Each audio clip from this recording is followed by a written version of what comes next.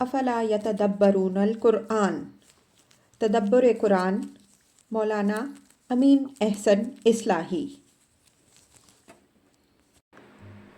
سورہ الحدید تمہید۔ اعوذ باللہ من الشیطان الرجیم، بسم اللہ الرحمن الرحیم۔ سورہ کا عمود اور سابق سورہ سے تعلق۔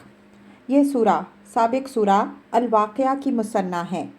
اگرچہ دونوں میں مکی و مدنی ہونے کے اعتبار سے فی الجملہ زمانی اور مکانی بعد ہے، لیکن لغوی اعتبار سے دونوں میں غایت درجہ ربط و اتصال ہے۔ سابق سورہ میں یہ اصولی حقیقت واضح فرمائی گئی ہے کہ جزا و سزا کا دن لازماً آ کر رہے گا، اور اس دن لوگ 3 گروہوں میں تقسیم ہو جائیں گے۔ ایک گروہ سابقون الاولون کا ہوگا، دوسرا اصحاب یمین کا، اور تیسرا اصحاب شمال کا۔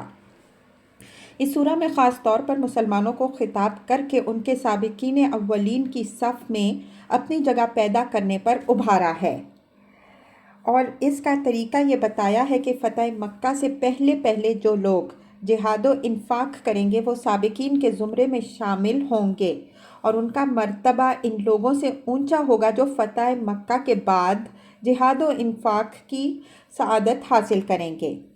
اگرچہ اللہ تعالیٰ کا وعدہ دونوں ہی سے اچھا ہے، تاہم تقرب الہی کے اعتبار سے دونوں میں جو فرق ہے وہ واضح ہے۔ اسی ضمن میں مسلمانوں کو جہاد و انفاق پر ابھارا ہے، جو اسلام میں داخل تو ہو گئے تھے لیکن ایمان کے مقتضیات سے اچھی طرح آشنا نہ ہونے کے سبب سے اس کے مطالبات پورے کرنے کے معاملے میں کمزور تھے۔ ان کو تنبیہ فرمائی گئی ہے کہ اگر دنیا کی محبت میں پھنس کر تم نے آخرت کی ابدی بادشاہی حاصل کرنے کا حوصلہ کھو دیا تو یاد رکھو کہ بالآخر یہود کی طرح تمہارے دل بھی سخت ہو جائیں گے، اور تمہارا انجام وہی ہوگا جو ان کا ہوا۔ اس معنوی ربط کے ساتھ ساتھ دونوں صورتوں میں ظاہری ربط بھی نہایت واضح ہے۔ سابق سورہ کا خاتمہ فَسَبِّحْ بِاسْمِ رَبِّكَ الْعَظِيمِ کے الفاظ پر ہوا ہے، اور اس کا آغاز سَبَّحَ لِلَّهِ مَا فِي السَّمَاوَاتِ وَالْأَرْضِ الی الآیہ کے الفاظ سے ہوا ہے۔ گویا اس کی آخری اور اس کی پہلی آیت نے ایک حلقہ اتصال کی شکل اختیار کر کے دونوں کو نہایت خوبصورتی سے باہم دیگر مربوط کر دیا ہے۔ اس قسم کے ربط کی نہایت خوبصورت مثالیں پیچھے گزر چکی ہیں، اور یہ قرآن کے ایک منظم و مربوط کتاب ہونے کا ایک واضح قرینہ ہے۔ سورہ کے مطالب کا تجزیہ۔ آیات 1 تا 6۔ سورہ کی تمہید، جس میں اللہ تعالیٰ کی صفات عزت، حکمت، قدرت، علم، خلق اور تدبیر کی طرف ایک جامع اشارہ ہے، جس سے مقصود اس حقیقت کی طرف توجہ دلانا ہے کہ جو ان صفات سے متصف ہے وہی آخرت میں سب کا مرجع و مولا بھی ہوگا۔ اس وجہ سے وہی حمد و تسبیح کا سزاوار ہے۔ اس کائنات کی ہر چیز اسی کی تسبیح کر رہی ہے اور اپنے عمل سے انسانوں کو بھی دعوت دیتی ہے کہ وہ بھی اسی کی بندگی کریں اور اس کی بندگی میں کسی اور کو شریک نہ بنائیں۔ آیات 7 تا 10۔ مسلمانوں کو عموماً اور ضعیف الایمان مسلمانوں کو خصوصاً یہ تنبیہ کہ رسول صلی اللہ علیہ وآلہ وسلم سے سمعنا و اطعنا کا جو عہد انہوں نے کیا ہے اس کے تقاضے عزم و ہمت سے پورے کریں۔ آج اللہ کا رسول صلی اللہ علیہ وآلہ وسلم جہاد و انفاق کی جو دعوت دے رہا ہے اس پر لبیک کہنا ایمان کا بدیہی تقاضا ہے۔ یہی چیز لوگوں کو تاریکیوں سے نکال کر روشنی کی طرف لائے گا۔ جو لوگ آج انفاق و جہاد کریں گے ان کا مرتبہ ان لوگوں سے اونچا ہوگا جو اس وقت جہاد و انفاق کریں گے جبکہ مکہ فتح ہو جائے گا، اگرچہ ان سے بھی اللہ تعالیٰ کا معاملہ اچھا ہی ہوگا۔ آیات 11 تا 15۔ اللہ کی راہ میں انفاق قیامت کے دن ان لوگوں کے لیے روشنی بنے گا جو اخلاص کے ساتھ انفاق کریں گے۔ اس روشنی سے وہ لوگ محروم رہیں گے جو نفاق کے سبب سے انفاق سے جی چراتے رہے۔ اسی طرح کے لوگ ایمان والوں سے درخواست کریں گے کہ ذرا ہمیں بھی اپنی روشنی سے فائدہ اٹھانے کا موقع دیجیے، لیکن ان کو جواب ملے گا کہ اس روشنی کو حاصل کرنے کا وقت پیچھے تھا جو تم نے کھو دیا، اب یہ چیز تمہیں نصیب ہونے والی نہیں ہے۔ اس کے بعد ان کے اور اہل ایمان کے درمیان ایک دیوار کھڑی کر دی جائے گی، جس کے ایک طرف اللہ تعالیٰ کی رحمت ہوگی اور دوسری جانب اس کا عذاب بھڑک رہا ہوگا۔ آیات 16 تا 17۔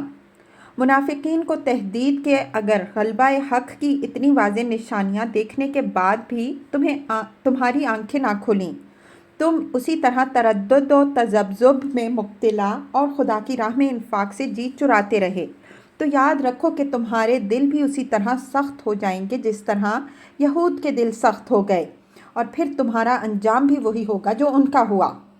یاد رکھو کہ آخرت لازمی ہے، نہ اس کی جزا سے مایوس ہونا جائز ہے، نہ اس کی سزا سے بے خوف ہونا۔ آیات 18 تا 19۔ جو لوگ اللہ کی راہ میں انفاق اور جہاد کرتے ہیں وہ اطمینان رکھیں کہ اللہ تعالیٰ ان کی قربانیوں کو ضائع کرنے والا نہیں ہے، بلکہ ان کی ہر قربانی کا صلہ ان کو مضاعف ہو کر ملے گا۔